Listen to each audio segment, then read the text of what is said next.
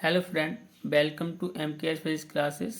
हम डिस्कस कर रहे थे काइनेटिक थ्योरी ऑफ गैसेस, जिसमें आज हम देखेंगे उनके postulates, derivation of P V equal 1/3 mn V R M S का square, kinetic energy of one molecule equal to 3/2 kT। तो 1803 में एटम की डिस्कवरी हो गई थी जॉर्ज डाल्टन द्वारा, और कम से कम 70 साल बाद 1873 में मैक्सवेल और बोल्ट्जमैन आए। उन्होंने बताया कि मैटर जो है मॉलिक्यूल्स और एटम से मिलकर बना होता है। तब ये पता चला, तो इसी की आगे स्टोरी बढ़ती है।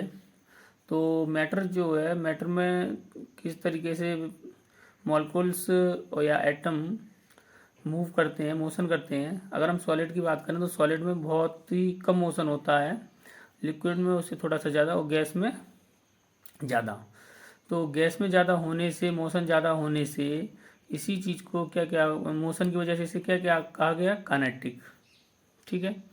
और सबसे ज़्यादा किस में होते हैं, गैस में, इसलिए इसको बोला गया काइनेटिक थ्योरी ऑफ गैसेस। ठीक है, लेकिन ये मैटर की बात है। अब इसमें पॉस्टुलेट्स दिए।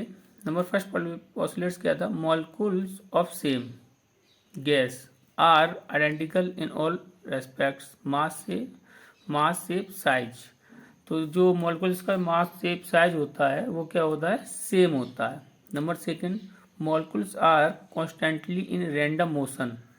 तो जो मॉलिक्यूल्स जो हैं रैंडमली मोशन करते हैं और एक अलोंग स्ट्रेट लाइन, किसमें करेंगे, स्ट्रेट लाइन में मोशन करेंगे आपके। जैसे कि हमने मान लिया गैस का कोई मॉलिक्यूल्स है जिसकी स्पीड कितनी है, यू मान ली, यू। ठीक है। अब इसके क्या होंगे, आपको पता है कि ये रैंडमली मोशन करता है। अगर किसी भी कंटेनर में फिल है तो ये इधर उधर रैंडमली किधर भी मूव कर सकता है, लेकिन कैसा करेगा आपको याद करना है, मोशन अलोंग स्ट्रेट लाइन। किसमें, स्ट्रेट लाइन में। अगर किसी भी मॉलिक्यूल की स्पीड जो यू है, तो अब इसके तीन कंपोनेंट होंगे, एक एक्स डायरेक्शन में, वाई डायरेक्शन में और जेड डायरेक्शन में। और इसकी जो प्रोबेबिलिटी जो होती है वो सेम होती है तीनों डायरेक्शन में अप्रॉक्सीमेटली। ठीक है, कि इनकी स्पीड जो है ना एक्स वाई जेड डायरेक्शन में इक्वल होती है। तो हम ये देखते हैं कि अगर हमारा अगर हम बात करते हैं, ये यू वेलोसिटी है, इसकी स्पीड यू है। अगर हम इसको वेक्टर के फॉर्म में लिखेंगे तो क्या लिखेंगे, U equal to you x I cap plus U Y J cap plus you Z K cap. अब हम इसमें ये देखते हैं, मैंने अभी बताया कि अगर ये u स्पीड से या वेलोसिटी से मूव कर रहा है, मोशन कर रहा है मॉलिक्यूल्स, तो इसकी एक्स वाई जेड डायरेक्शन में जो प्रोबेबिलिटी अप्रोक्सीमेटली लगभग इक्वल होगी। तो कहने का मतलब इसका इसका जो कंपोनेंट होगा और इसका जो कंपोनेंट होगा, इसका जो कंपोनेंट होगा, वो आपस में इक्वल होंगे। U x equal to you Y equal to you Z. अगर हमें इसका मैग्नीट्यूड फाइंड करना है तो क्या होगा, मैग्नीट्यूड फाइंड करेंगे तो हमारा होगा, कितना था हमारा, u equal to you x I cap u y j cap u z. ठीक है, जो इसका हम मैग्नीट्यूड फाउंड करेंगे तो हमारा क्या आ जाएगा, अंडर रूट आई के कॉफिशिएंट का स्क्वायर प्लस बाई जे के कॉफिशिएंट का स्क्वायर प्लस के कॉफिशिएंट का स्क्वायर। ठीक है, अगर बोथ साइड हम स्क्वायर कर देंगे तो क्या होगा, u square equal to you x square plus u y square plus you z square. ठीक है। अब मैंने क्या बोला था, अगर कोई भी मॉलिक्यूल्स जो है मोशन कर रहा है किसी कंटेनर में, तो उसकी जो प्रोबेबिलिटी होगी एक्स वाई जेड डायरेक्शन में, वो क्या होगी, इक्वल। तो ये तीनों क्या होंगे, आपके इक्वल हो जाएंगे, u x equal to you Y equal to you z. तो यहाँ से हम अगर एक्स के टर्म में निकालना चाहते हैं तो क्या आ जाएगा, यू इजकल टू 3 ux का स्क्वायर। और यू एक्स यहाँ से अगर हम फाइंड करना चाहते हैं तो क्या होगा, यू स्क्वायर बाई 3।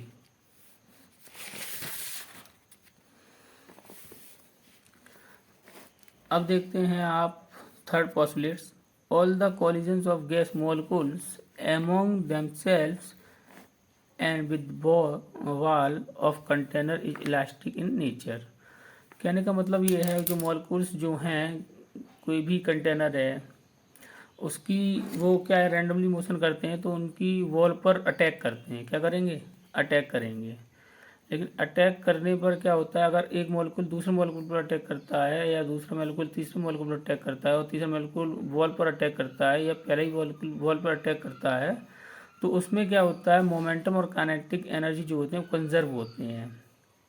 क्या होते हैं, कंजर्व रहते हैं। कहने का मतलब मोमेंटम और काइनेटिक एनर्जी में कोई भी लॉस नहीं होता है। फोर्थ पोस्टुलेट क्या कहता है, the pressure of a gas is due to collision of molecules with wall of container. अब देखिए, अब प्रेशर की बात यहाँ पर आ रही है, तो अगर किसी भी कंटेनर में गैस फिल है आपकी, तो गैस के जो मॉलिक्यूल होंगे वो बॉल को अटैक करेंगे, कंटेनर की दीवार पर क्या करेंगे, अटैक करेंगे।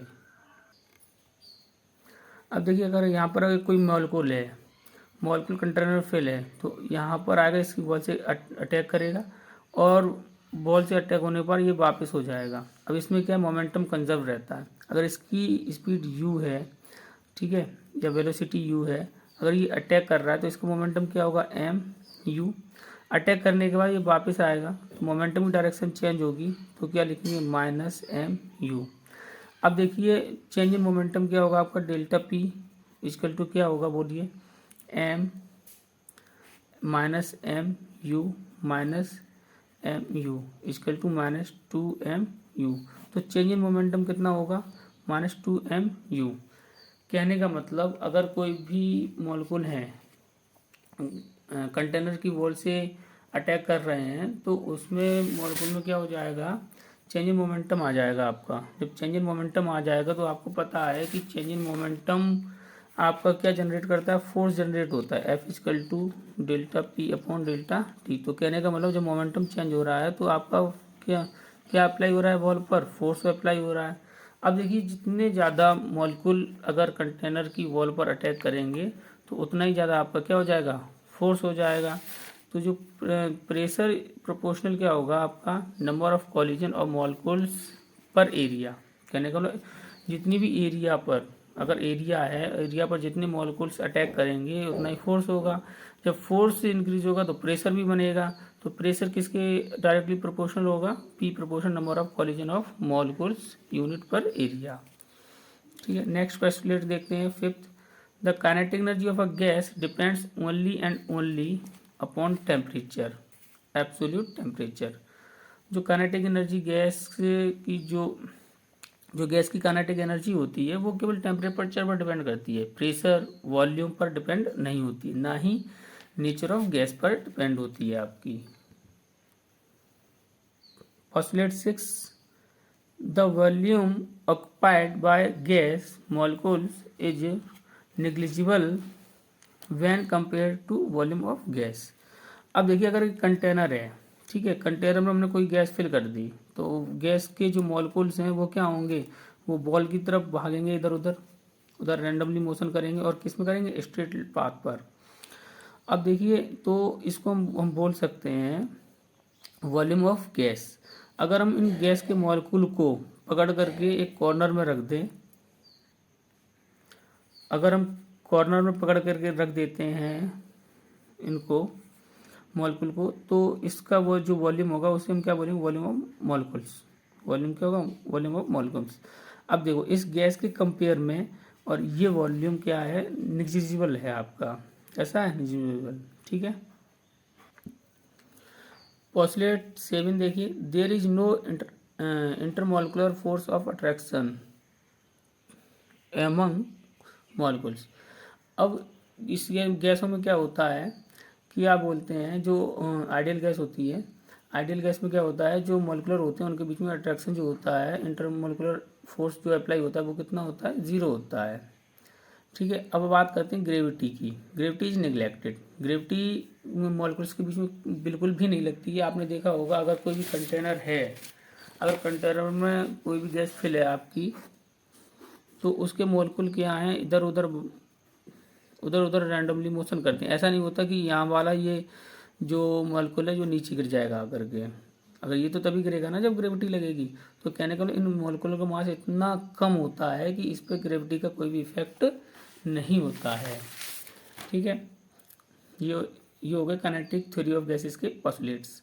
अब इसमें हम देखते हैं ये जो 8 पॉइंट हैं, ये पूरे आइडियल गैस पर वैलिड हैं, लेकिन रियल गैस के लिए 6 और 7 जो पॉइंट है वो वैलिड नहीं है। 6 और 7। Thank you friend.